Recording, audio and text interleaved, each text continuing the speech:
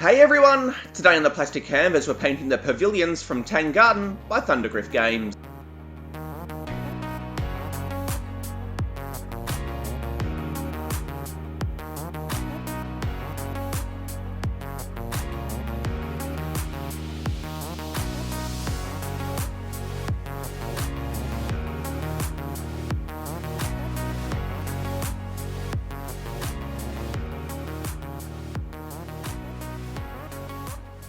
Hey everyone, Matt here from the Plastic Canvas and welcome to the third episode of this Tang Garden series. And today we are painting the Pavilions. They are one of the decoration types that you can place in this garden construction game by Thundergriff Games.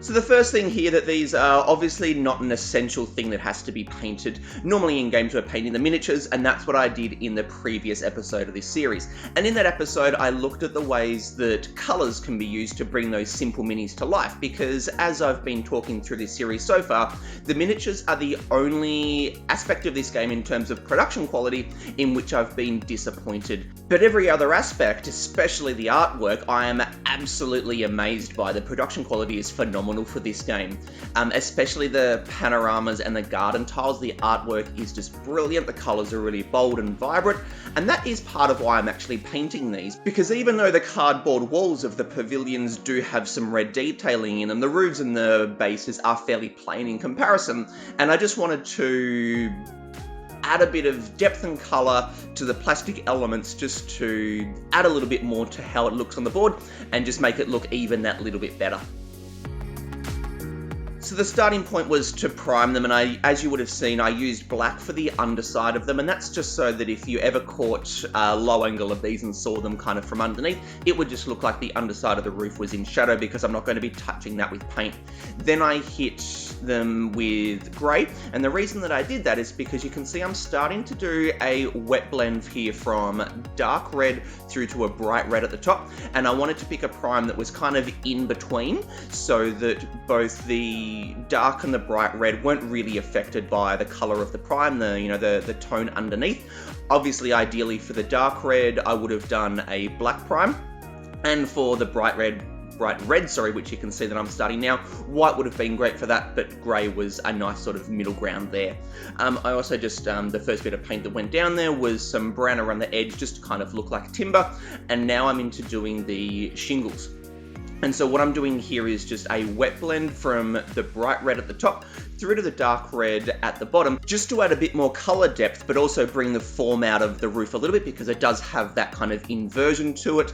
And by painting the top of it a brighter red than the bottom, it looks as though the top section of the roof is getting hit by more light than the lower section. And you'll see as I'm doing the wet blend here, predominantly I am blending from the bright red through to the dark red. And that's something that I've always done. I've always blended from the light colour through to the dark colour. I don't know what most people do in general, but I find that because the darker colour overpowers the lighter colour so much more than the light overpowering the dark, to get that nice smooth blend, and for that blend to not take too long, it's a lot easier to start from the light and go through to the dark, because if I went from the dark to the light, it would probably overpower it right up until that topmost point and will completely get rid of the brighter red. So I always do the brighter colour through to the dark, because the dark just overpowers it so much more. And you can see now I'm just doing this final section. So after doing this final section here, in terms of the red, I leave it there. I don't do anything else to it. But I'm doing all 6 of these pavilions alongside each other, and obviously just filming this one. And with one of the earlier ones that I did before this one, I just kind of did a test section where I just painted one of them, and then I did a red wash over the top of it to see how that would look in terms of bringing out each of the individual shingles. And you can tell, because I'm not doing the wash on this one, that just looked awful. It didn't help at all with bringing out the detailing. All it did was make it look a little bit just mucky and a bit dirty, and it totally got rid of the brighter red, did nothing for the darker red, and it just ended up making it look really flat and just got rid of that blend that I'd done.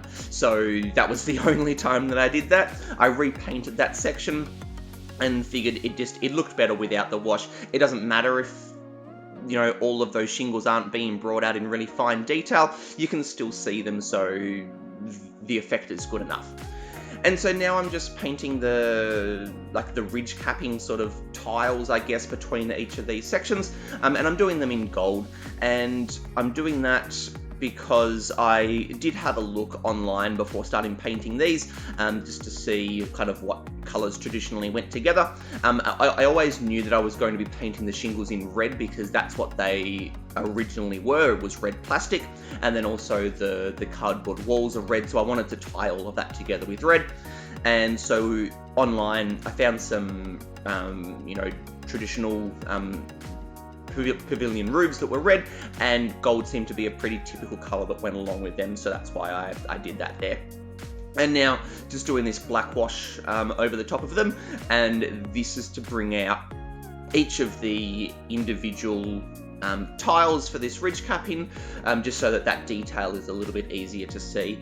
After finishing this, I do go back and individually paint each of the tiles with the gold again, just to bring the shine back to them, because I didn't actually want to, so I'm starting to do that now, I didn't actually want to knock the brightness off, I just wanted to bring out each of the individual tiles. And so now just going back with the gold, just to bring the shine back, but I'm very carefully only picking out the middle of each tile so that I don't touch any of that black wash that's dried in where one tile finishes and the next one starts. But yeah, just to bring the shine back, but still leaving the detail so that each individual tile can be seen separate from the other ones.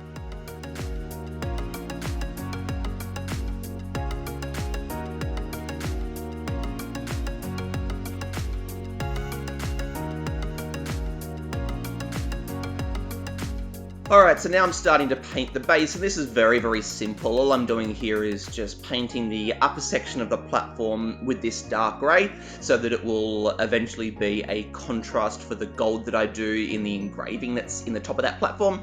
And then the bottom section of the platform I paint red, which I'm starting to do here, and this is mainly just to add a differing element in there, just so it's not all grey, but also it ties all of the different sections of the pavilion together, the roof and the walls and now the base, because they all have that red element in them. And then yeah, after I do this, I paint that engraving in the middle in gold. I figure thematically that's sort of some significant engraving, and so by painting it gold, it just kind of made it stand out a little bit more and made it something special, but also it was another way of tying the base in with the roof because they both had that gold element in them. The first base that I painted, because I'm doing all 6 of these together, I was very, very careful with how I painted that gold section to not get it up on top anywhere, so that I needed to go back and touch it up. It was very, very difficult to do, so with the rest of them I didn't worry about going too slowly and too carefully. Just quickly filled in all the engraved parts and then came back with the dark grey and then neatened it up as I needed to. Alright, so with these bases just about done, our pavilions are nearly finished. So thank you very, very much for checking out another one of my videos. I had lots of fun painting these. It was pretty quick to do, but I just enjoyed doing something other than miniatures for a little bit of a change, just to mix it up a little bit. I have done a couple of little things like this here and there, and I have always enjoyed it. So yeah, so thank you very much for checking out another video. Hope you've gotten something out of it, or at the very least you just enjoyed watching it. Please do hit the like button if you did enjoy this video, and make sure you hit the subscribe button if you haven't, to stay up to date with future videos as they keep coming out. And please do stop by the Facebook, Twitter and Instagram accounts for this channel, especially Twitter and Instagram. They are where I'm most active, and you can keep up to date there with what videos are going to be coming out in the near future. So with all that being said, this is Matt from the Plastic Canvas signing out. Happy painting, everyone. Cheers.